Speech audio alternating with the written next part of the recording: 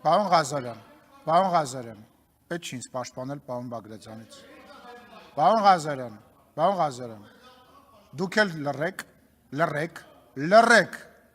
կլռեք, երբ որ ասում եմ լռեք, ուրեմն պետք է լռեք։ Սա ազգային ժողովի նիստերի դահլիճն է, ձեր հայաթը չի։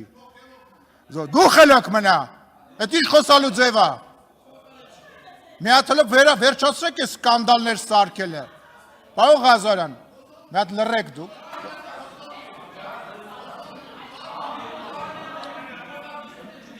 Ես ուզում եմ հասկանամ, դուք այսքան ժամանակ մի հատ ելույթ չեք ունեցել։ Ուրեմն ձեր խմբակցությունը կարգի հրավիրեք։ Պարոն Ղազարյանը իրան իրավունք է վերապահում,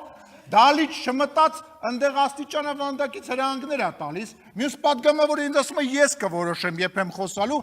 կարգի հրավիրեք ձեր խմբակցությունը, թե չէ ես կարգի կհրավիրեմ։